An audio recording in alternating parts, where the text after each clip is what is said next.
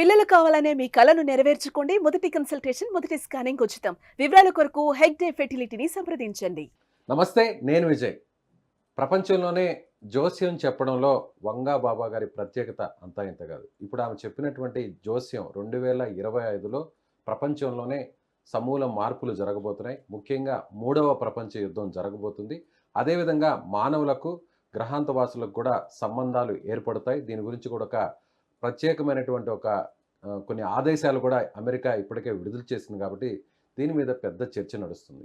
అదేవిధంగా మనుషులు కాకుండా మనసు మాట్లాడుకునేటువంటి అవకాశం ఉందని ఆమె చెప్తున్నారు. ఇది ఎంతవరకు కరెక్ట్? ఆమె చెప్పినటువంటి జోస్యం జరగబోతుందా?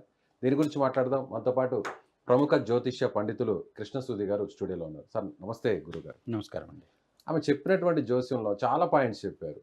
మూడవ ప్రపంచ యుద్ధం జరిగే అవకాశం చాలా స్పష్టంగా ఉంది.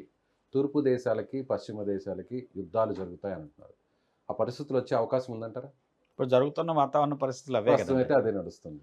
నడుస్తుంది. ఎందుకంటే దాంట్లో ఇంకా మీకు చెప్పాలంటే ఎవరైతే ఈ రకమైన యుద్ధ వాతావరణాన్ని క్రియేట్ చేశారో, ఎవరు కారకులయ్యారో ఆ వ్యక్తి ఒక కిరాయి హంతకుల ద్వారా హత్య చేయబడతాడు. హ్మ్. తద్వారా వచ్చేసి మూడో ప్రపంచ యుద్ధం ప్రారంభమయ్యి ఆ యుద్ధం ముగింపు కూడా ఆ వ్యక్తి మరణంతో ముగింపు పలుకుతారని చెప్పడం జరిగింది. ఇక్కడ మీకు ఈ బాబా వంగ గారి జీవితాన్ని కనుక గమనించినట్లయితే ఆమె పుట్టడంతోనే తల్లి చనిపోయింది. చాలా పేదరికంతోనూ అలానే వచ్చేసి చాలా ఈ మొదటి ప్రపంచ యుద్ధం, రెండో ప్రపంచ యుద్ధ పరిస్థితుల్లో కుటుంబం తరచుగా మారవలసి వచ్చిన పరిస్థితులు. వాళ్ళ ఫాదర్ వచ్చేసి ఆ ప్రపంచ యుద్ధంలో సైనికుడిగా పనిచేశాడు. తద్వారా వచ్చేసి ఆమె ఒక రకమైన కష్టకాలాన్ని ఎదుర్కొంది మొదటి నుంచి. తండ్రి రెండో వివాహం చేసుకొని అక్కడి నుంచి ఒక వేరే సిటీకి మారారు.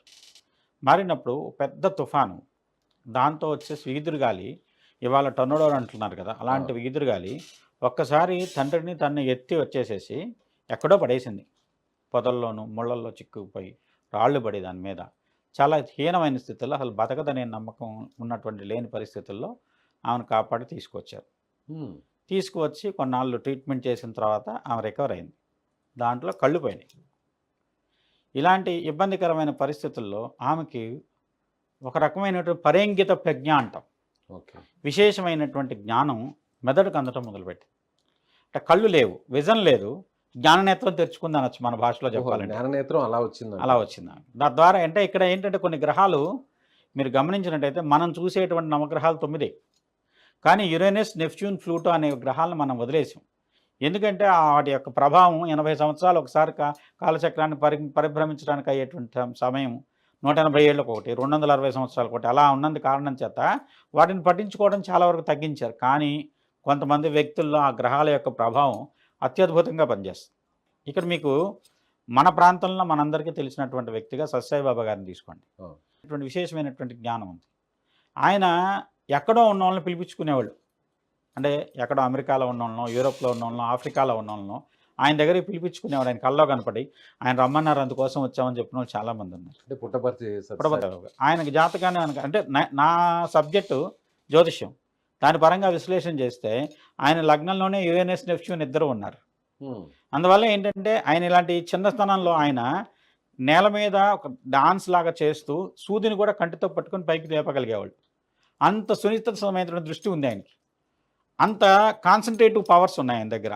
అలానే ఏంటంటే ఈమె బాధల్లోంచి ఒక ప్రత్యేకమైనటువంటి పరేంగిత ప్రజ్ఞ ద్వారా ఈ బాధలన్నిటికీ పరిష్కారం ఏమిటి, ఎలా ఏమిటంటే కొన్ని బాధలు తెలిసినాయి, ప్రపంచ భవిష్యత్తు తెలిసిన దానికి ఏ సంవత్సరం ఏం జరుగుతుంది, ఒక సిరీస్ ఆఫ్ ఇన్సిడెంట్స్గా ఆ విధంగా చెప్పగలిగేదాన్ని. అంటే ఆమె ఇప్పటి వరకు చెప్పినవన్నీ కూడా జరిగాయి గురుగారు? చాలా వరకు జరిగినాయి. ఇప్పుడు ఒకటండి, 100% ఎక్కడ ఎక్స్పెక్ట్ చేయొద్దు మీరు, ఎవరి వల్ల అది కాదు. ఎందుకంటే 100కి 100% ఫలితాలంటే ఇప్పుడు ముఖ్యమైన సంఘటనలు గుర్తించగలగడం కూడా గొప్ప అక్కడ. అందులో మీరు గమనిస్తే యూరోపియన్ కల్చర్లో ఒకప్పుడు నెస్ట్రోటమస్ ఉన్నాడు, అది ఫ్రెంచ్ రిలేటెడ్గా ఉండేటువంటి ఆస్ట్రాలజర్ ఆయన. అలానే కీరో, ఇవాళ ఎవరైనా పామిస్ట్రీ గురించి మాట్లాడితే ఫస్ట్ కీరో గురించే మాట్లాడతారు. ఆయనకు ఒక రకమైనటువంటి జ్ఞానం. అలానే వచ్చేసి మీకు రష్యన్ జార్స్ చక్రవర్తుల దగ్గర రస్పుతిన్ అని చెప్పి ఒక అతను ఆస్ట్రాలజర్ ఉండేవాడు. అతన్ని చంపి మొక్కలు చేసి దాంట్లో నదిలో పడేసినా మళ్ళీ మొక్కలన్నీ ఎత్తుక్కొని మళ్ళీ బతికొచ్చాడు. ఆ విధంగా చెప్తారు చరిత్రని. అంత విశేషమైనటువంటి చరిత్ర ఉన్నటువంటి, అంటే అక్కడ దేశానికి ఒక ఒక ఒక కాలంలో ఒక ఒక్కొక్కరు. వ్యక్తి ఉన్నాడు. మొత్తం యూరోప్ మొత్తం ఆ వ్యక్తికి పేరు ప్రఖ్యాతులు కానివ్వండి, గౌరవ మర్యాదలు కానీ దక్కేవి. అలానే ఇప్పుడు మరి కనుక గమనిస్తే మన భారతదేశంలో మన తెలుగు రాష్ట్రంలో ఉన్నటువంటి ఇప్పుడు కర్నూలు జిల్లా దగ్గర కానివ్వండి, కడప జిల్లా ఇప్పుడున్న కడప జిల్లా కానివ్వండి, ఈ 2 జిల్లాలతో సంబంధం ఉన్నటువంటి వీరబ్రహ్మం గారి కథ ఏమిటి? అవును. ఆయన కాలజ్ఞానాన్ని కాలజ్ఞానాలు ముందే ఏంటి? చెప్పారు. ఫలానా చోట ఆయన చెప్పింది ఇది అవును. జరిగింది, ఫలానా చోట ఇది జరిగింది. అవన్నీ కూడా కరోనా జరిగాయి. గురించి వచ్చినప్పుడు కూడా ఆయన చెప్పినవి కరోనా వచ్చేసి ఈజాని జరుగుతున్నాయి కూడా చెప్పిన ఇంకా. విషవాయువు పుట్టేనయ్యా అని చెప్పారు. దాని ప్రకారం అదే కరోనా వచ్చిందని చెప్పేసి చెప్పారు. దీని ప్రకారం ఆయన చెప్పింది రైట్ అని చెప్పేసి మాట్లాడుతున్నాం. ఇక్కడ ఏమైందంటే మనకి మన అవుట్లుక్ కానివ్వండి, మనం చూసేది కానీ యూరోపియన్ అవుట్లుక్ అయిపోయింది ఇండియన్స్ అందరిది కూడా. దాంతో ఏంటంటే ఇప్పుడు అమెరికా ఖండం కూడా యూరోప్ నుంచి వలసలే మొత్తం నిర్మించింది. అభివృద్ధి అంతా యూరోపియన్ నుంచి వాళ్ళ అవును. మూలాలు చూస్తే యూరోప్ నుంచే ఉన్నాయి. మనకేంటంటే మనకి ప్రాచీనమైన చరిత్ర ఉన్నా కూడా యూరోప్ వచ్చి మనం పరిపాలించిన తర్వాత బ్రిటిష్ వాళ్ళు బ్రిటిషర్స్ వచ్చిన వల్ల తర్వాత నుంచి వాళ్ళ మారింది. చరిత్ర కానీ ఏదైనా వాళ్ళ అవుట్లుక్లో చదువుకున్నాం. ఇండియన్ మ్యాకియావెల్లీ అంటారు చాణక్యుడిని. చాణక్యుడు ఎప్పుడో సెంచరీస్, మ్యాకియావెల్లీ 19th సెంచరీ వాడు. మ్యాకియావెల్లీతో చాణక్యుని పోల్చి చాణక్యుడు చెప్పింది ఎప్పుడు, ఆయనకు అర్థశాస్త్రం రాసింది ఎప్పుడు అని గమనిస్తే అదెంతో పురాతన కాలంలో రాశాడు. కానీ ఇక్కడ ఈమె దగ్గరికి వచ్చేసరికి ఈమెకి భగవంతుడు ఒక ప్రజ్ఞ అందించాడు. ఒక రకమైనటువంటి టెలిపతి అనుకోండి, లేకుంటే జ్ఞాననేత్రం అనుకోండి, భవిష్యత్తు దర్శించేటువంటి యోగాన్ని ఆమెకి ఇచ్చాడు భగవంతుడు. అది కూడా ఒక ఇన్ని బాధల వల్ల ఆమె పడినటువంటి వేదన కానివ్వండి, శారీరకపరమైనటువంటి ఇబ్బందులు కానివ్వండి, ఆరోగ్యపరమైన సమస్యలను ఆమె తీసుకున్నటువంటి శారీరకంగా పడినటువంటి వేదన అంతా కూడా ఒక్కసారిగా ఈ జ్ఞానం రూపంలో బయటపడింది. ఆమె కొన్ని అంశాలను చెప్పింది గురువుగారు. ప్రత్యేకంగా మనుషులకి గ్రహాంతవాసులకు కూడా సంబంధాలు ఏర్పడతాయి, మెరుగుపడతాయి అంటున్నారు. ఆల్రెడీ అమెరికా అధ్యక్షుడిగా మళ్ళీ వచ్చినటువంటి డొనాల్డ్ ట్రంప్ కూడా దీనికి సంబంధించినటువంటి కొన్ని ఫైల్స్ని కూడా రిలీజ్ చేస్తారని ఆయన అనౌన్స్ చేశారు. సో దీనివల్ల ఆమె బేస్ చేసి చెప్పింది అనుకోవచ్చా? ఆయన నిజంగా ఇచ్చినటువంటి వచ్చేసి స్టేట్మెంట్. దానికి కొన్ని మనం భూమి మీద జీవం ఉందనుకుంటున్నామండి. కొన్ని కోట్ల కాంతి సంవత్సరాల దూరంలో భూమితో పాటు సమానంగా ఉన్నటువంటి వేరే గ్రహం ఉందని చెప్తున్నారు. అక్కడ జీవం ఉంది. ఇప్పుడు మార్స్ ఉన్నాడు, భూమి నుంచి విడిపోయిన ముక్క. అక్కడ ఏదో శివాలయం లాంటిదో గణపతి లాంటి విగ్రహాలు కనపడుతున్నాయని చెప్పి మనకి చాలామంది అక్కడి నుంచి ఫొటోస్ వచ్చిన దాని ప్రకారం విశ్లేషణ చేస్తున్నారు. శాటిలైట్లు కూడా పంపించారు. దాని ప్రకారం విశ్లేషణ చేస్తున్నారు. ఇదంతా ఏంటంటే జ్ఞానం ముందుకు వెళ్తున్న కొద్దీ ఒకదానితో ఒకటి. ఇప్పుడు అంతకుముందు మనం ఒక దేశం వెళ్ళాలంటే, దేశాంతరం వెళ్ళాలంటే కొన్ని నెలలు పట్టేది. అవును. ఇవాళ పొద్దున్న లేస్తే ఓడల సాయంత్రానికి ద్వారా ఆ దేశంలో వెళ్ళేవాళ్ళు. ఉంటున్నాం. యూరోప్ లాంటి దానికి అనుకోండి ఒక 12 గంటల లోపే ట్రావెల్లో వెళ్తున్నాం. అమెరికా లాంటి దానికి అనుకోండి ఒక రోజు వ్యవధిలో వెళ్ళిపోగలుగుతున్నాం. ఎలన్ మస్క్ ఇప్పుడు చెప్తున్నారు కొన్ని నిమిషాల్లో వెళ్ళిపోయే విధంగా కూడా కొత్తగా తీసుకొస్తాను సూపర్ సోనిక్ ఇవన్నీ ఫ్లైట్స్. జరుగుతున్న దాంట్లో ఎప్పుడైతే నాలెడ్జ్ పెరుగుతుందో కంటిన్యూస్గా కొన్ని వాళ్ళ నుంచి కొన్ని సంకేతాలు వస్తుంటాయి వేరే గ్రహాంతరవాసుల నుంచి. మన వాళ్ళు కూడా కొన్ని శబ్ద తరంగాలను పంపిస్తుంటారు విశ్వంలోకి. తద్వారా ఏదన్నా ఫ్రీక్వెన్సీ మ్యాచ్ అయిందనుకోండి లింక్ అనేది ఏర్పడుతుంటుంది. అయితే మీకు ఇక్కడ గమనించాల్సింది, ఇవి కొన్ని గ్రహాల యొక్క తీవ్రమైనటువంటి పరిస్థితులు ఒక రాశిలో సమ్మేళనం కానీ, కొన్ని గ్రహాల సమ్మేళనాలు కానీ మీరు గమనిస్తే ఈ సంవత్సరంలో జరిగిన మార్పులు ఏంటి 2024 సంవత్సరంలో అంటే, ఫ్లూటో ఒక రాశి నుంచి ఒక రాశికి మారాడు. రాబోయే దాంట్లో శని ఒక రాశి నుంచి ఇంకో రాశికి మారుతున్నాడు. అలానే రాహు వచ్చేసి 1.5 సంవత్సరం పాటు ఒక రాశి నుంచి మీనం నుంచి కుంభంలోకి వస్తున్నాడు. ఈ మార్పుల్లో ఒక రకమైనటువంటి మీనంలో ఉన్నటువంటి శని వల్ల కానివ్వండి, అలానే వచ్చేసి ఫ్లూటో యొక్క ట్రాన్సిట్ కుంభరాశిలో ఉన్నందువల్ల కుంభరాశి చాలా విశేషమైనటువంటి అంతర్గతమైనటువంటి జ్ఞానాన్ని, రహస్యమైనటువంటి జ్ఞానాన్ని అందిస్తుంది. తద్వారా వచ్చేసి ఒక రకమైనటువంటి పరిశోధనలు అత్యంత నిగూఢమైనటువంటి రహస్యాలు వెలికి తీసేటువంటి అవకాశం ఉంది. తద్వారా ఇవి జరగడానికి అవకాశం. అలానే యురేనస్ నెప్ట్యూన్ కూడా చాలా ప్రభావితం చూపెడతారు.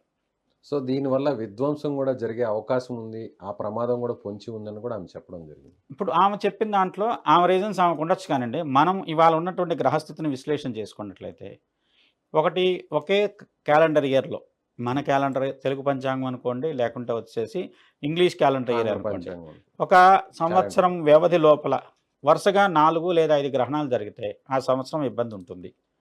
2024 జూన్ జూలై దగ్గర నుంచి మళ్ళీ రాబోయే జూన్ జూలై లోపల గ్రహణాలు వరుసగా జరిగినాయి. 2 గ్రహణాలు ప్రీవియస్గా జరిగినాయి సెప్టెంబర్ అక్టోబర్లో.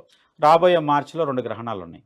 మార్చి 29 సూర్యగ్రహణం తర్వాత యురేషియాకి అమెరికా ఖండాలకు మధ్యలో ఉన్నటువంటి అట్లాంటిక్ ఓషన్ రిలేటెడ్గా చాలా ఇబ్బందికరమైన వాతావరణ పరిస్థితులు, జల ప్రమాదాలు, జలం ద్వారా వచ్చేటువంటి సునామీ లాంటివి కానివ్వండి, భూకంపాలు, సముద్ర మధ్యమంలో ఏర్పడటం వల్ల కలిగేటువంటి తీవ్రమైన అల్లల తాకిడి కానివ్వండి, ప్రకృతి వైపరీత్యాలు ప్రకృతి ఎక్కువ ఉంటాయి. వైపరీత్యాలు, జల సంబంధమైన వైపరీత్యాలు, సునామీ లాంటివి. సునామీ లాంటివి కానీ జరగడానికి అవకాశం ఉంది తద్వారా సూర్యగ్రహణం కాబట్టి. Hmm. తర్వాత ఇప్పుడు ఈ సూర్యగ్రహణం మొన్న జరిగిన సూర్యగ్రహణానికి ముందు మనమే మాట్లాడుకున్నాం వర్షాల గురించి, భూకంపాల గురించి. మనం హైదరాబాదు యాజ్ పర్ జియాలజిస్టుల ప్రకారం అత్యంత సురక్షితమైనటువంటి ప్రాంతం, అవును. సిస్మిక్ జోన్ కాదు. కాదు. కానీ హైదరాబాద్కి 200 కిలోమీటర్ల దూరంలోనే భూకంప కేంద్రంతో వచ్చి మనం చూసాం ఇక్కడ కూడా భూకంపం. ప్రకంపనలు చూసాం. హైదరాబాద్లో కూడా ప్రకంపనలు వచ్చినాయి. దానికి కారణం విశ్లేషిస్తే ఇప్పుడు మీకు బృహత్ సంహిత అనేటువంటి దాంట్లో వరాహమిహిరుడు స్పష్టంగా చెప్పాడు, గ్రహణాలు రావడానికి ముందు ఈ పరిస్థితులు ఏర్పడతాయి. Hmm. ఆ పరిస్థితుల ప్రకారం ఎక్కడైతే గ్రహణానికి మనకు భూకంపానికి కేంద్రం ఏదైతే ఉందో దాని దగ్గరే కొన్ని వేల చెట్లు ఒక్కసారిగా విడుచుకుపడి పడిపోయిన వేళ్లతో అవును, సాపెకలించుకొని అవును, అవును. దానికి 5 కిలోమీటర్ల లోపే భూకంప ములుగు కేంద్రం ఉంది. జిల్లాలోనే ఇదంతా జరిగింది. అక్కడే జరిగింది ఇది కూడా. దాని వరాహమిహిరుడు గ్రంథం చూడండి, ఇవాళ నేను కాదు మీరు చూడండి, ఎవరైనా చూడండి, దాంట్లో భూకంప సంబంధించిన సూచన కోసం ఆయన ఏం చెప్పాడు, దాని ప్రకారం యాజ్ ఇట్ ఈస్గా జరిగింది. అప్పుడు శాస్త్రం దాన్ని చెప్తుంది కదా, దాన్ని నువ్వు విశ్లేషించుకోకపోవడం నీ తప్పు. ఆ జ్ఞానం మనకు ఉన్నప్పుడు జ్ఞానాన్ని వాడుకోవాలి. తద్వారా ఇప్పుడు జన నష్టం జరగలేదు, అదృష్టవంతులం. నష్టం జరిగి ఉంటే అంతే. అలానే వరదలు వచ్చినాయి, జల సంబంధమైన గత కొన్ని సంవత్సరాలుగా గమనిస్తే క్లౌడ్ బరస్ట్ ఒకే చోట విపరీతమైన వాన జరుగుతుంది. విజయవాడలో విపరీతమైన వరదలు వరదలు జరిగినాయి. అదే కాకుండా మీరు మొన్న ఒక టెంపుల్ నుంచి ఒక చూశానండి, మిగతా అన్నీ వదిలేసినాయి. టెంపుల్లో మూల విరాట్ ఏదైతే ఒక చిన్న విగ్రహం ఉందో దాని మీద మాత్రమే వానబడింది, చిదంబరం టెంపుల్లో నటరాజ స్వామి మీద. మిగతా గుళ్ళో ఎక్కడా వానలేదు, ఆ ఒక్క విగ్రహం మీద మటుకు వానబడి ఆ విగ్రహం మాటకే తడిసింది. ఇలాంటివన్నీ ఏంటంటే కొన్ని ప్రత్యేకతలను సూచిస్తున్నాయి కాలం. ఆ కాలాన్ని మనం గనక అబ్జర్వ్ చేసుకొని రాబోయే విపత్తులను తప్పించుకునే ప్రయత్నం చేసినట్టయితే జన నష్టం కానివ్వండి, ఆస్తి నష్టం కానివ్వండి, నష్టం తీవ్రత తగ్గించుకోవచ్చు. ప్రకృతిని ఎదిరించి మనం ఏం చేయలేం. ప్రకృతి కూడా ఓపిక పడుతుంది మనం చేసే ప్రతి పని. ఆ ఓపిక బట్టి ఎప్పుడో ఒక చోట అది అడ్జస్ట్ చేసుకోవాలి కదా. అడ్జస్ట్ చేసుకునేటప్పుడు మనం నలిగిపోతున్నాం. సో మన జ్యోతిష్య శాస్త్రం ప్రకారం ఆమె చెప్పిన దాంట్లో కొన్ని వాస్తవాలు ఉన్నాయంటారా? చాలా వరకు ఉన్నాయండి. ఆమెకు కలిగింది పరంగిత ప్రజ్ఞ, యురేనస్ వల్ల కలిగేది. అలాంటి దానికి ఆమె యొక్క జీవిత గమనంలో చాలామందిని కూర్చోబెట్టి ఆ వ్యక్తి ఎవరో తెలియదు, కానీ ఆ వ్యక్తి చేతి పట్టుకుని సెన్స్ ద్వారా ఆమె చెప్పగలిగేది, నీకు ఇలా ఈ టైంలో మంచి జరుగుతుంది, ఈ టైంలో వివాహం జరుగుతుంది, ఈ టైంలో పదవి వస్తుంది, ఈ టైంలో నువ్వు చనిపోతావు, ఇలాంటివన్నీ కూడా చెప్పేది. వ్యక్తిగతంగా వెళ్ళిన వాళ్ళు కూడా చెప్పిన అనుభవాలు. దాని ప్రకారం ఆమె చాలామంది జీవితాలకు మార్గదర్శకం చేసింది. ఏంటంటే కొన్ని భవిష్యత్తులో నీకు ఇది జరుగుతుంది, లేదంటే ఈ మంచి జరుగుతుంది అంటే నమ్మకంతో వెళ్తాం, చెడు జరుగుతుంటే జాగ్రత్త పడతాం, అనారోగ్య సమస్య వస్తుంది జాగ్రత్త పడతాం, హాస్పిటల్కి వెళ్తాం, చూపెట్టుకుంటాం. ముందు ఆ సడన్ అటాక్ కంటే కూడా ముందు క్యూర్ చేసుకోగలిగిన పరిస్థితుల్లో ఉన్నట్లయితే తీవ్రత నష్టాన్ని తగ్గించుకోవచ్చు కదా, దానికి ఉపయోగపడతాయి. అలానే ఆమె చాలా వాటిని చెప్పింది చాలామంది వ్యక్తులకి. ఆమె చెప్పిన దాంట్లోనే ఉంది, ఈ ఎవరైతే 3వ ప్రపంచ యుద్ధానికి కారణమైనటువంటి వ్యక్తి ఉన్నాడో ఆ వ్యక్తిని కొంతమంది కిరాయి హంతకుల ద్వారా చంపించబడటం జరుగుతుంది. చంపించబడిన వ్యక్తి ఎవరైతే ఉంటారో ఒక ప్రపంచంలో ఇవాళ శాసిస్తున్న దేశాలు రష్యా, అమెరికా. లేదా యుద్ధానికి కారణమైనటువంటి వాతావరణం ఈ 2 దేశాలు, దాంతోపాటుగా వచ్చేసేసి సిరియా లాంటి ముస్లిం పరిపాలితమైనటువంటి దేశాలు కానివ్వండి, ఇలాంటి ఇజ్రాయెల్ లాంటి దేశాలు కానివ్వండి. ఇలాంటి దేశాల్లో జరుగుతున్నటువంటి వాతావరణ పరిస్థితులు, వార్ లాంటి పరిస్థితులు, ఏదో యుద్ధ వాతావరణం ఉందో ఎవరైతే కారణమో, మనకు ఒక వ్యక్తి కారణం అనుకుంటాం, మనం వ్యక్తి కాకపోవచ్చు, కానీ ఒక దేశాధినేత, చాలా ప్రముఖమైన వ్యక్తి ఆ విధంగా ఒక వ్యక్తుల కిరాయి హంతకుల ద్వారా చంపబడినప్పుడు ఆ యుద్ధం దాని తర్వాత తక్కువ కాలంలో పూర్తి అయ్యి యుద్ధం పరిసమాప్తి అవుతుంది అని చెప్పింది ఆమె చెప్పిన దాంట్లో. అంటే రష్యా ప్రధాని అంటారా? రష్యా అనుకోవచ్చు, అమెరికా లాంటిదని కూడా కావచ్చు. ఓకే. ఎందుకంటే ఇప్పుడు జరిగేటువంటి విపత్తులు కూడా చాలా వరకు సూచించేది అమెరికానే సూచిస్తున్నాయి. రష్యా కూడా దాంట్లో ఉంది, అమెరికా చుట్టూనే నడుస్తుంది. అందులో అమెరికా వచ్చేసేసి వాళ్ళ ఎన్నికైనటువంటి వ్యక్తికి నిజంగా యోగం లేకుండా ఎన్నికయ్యాడు ఆయన. అంతేనంటారా? డొనాల్డ్ ట్రంప్ గారికి యోగం లేదు, యోగం లేకుండా ఎన్నికయ్యాడు. ఆయన జాతక రీత్యా కూడా, అంటే మన జాతకాన్ని ఆయన మీద అప్లై చేయడం ఎంతవరకు కరెక్ట్ నాకు తెలియదు, కానీ నాకున్న పరిజ్ఞానంలో ఆయన డేట్ ఆఫ్ బర్త్ ప్రకారం కొంత విశ్లేషణ చేస్తే ఆయనకి కొంత గడ్డుకాలం కనపడుతుంది. సో ఏదైనా జరగచ్చు అంటారు? ఏదైనా జరుగుతుంది, లేదంటే అమెరికా కొంత నష్టపోతుంది. రాబోయేటువంటి తుఫాన్లు అమెరికా ప్రాంతాన్ని ఎక్కువగా నష్టపరిచే అవకాశం ఉంది.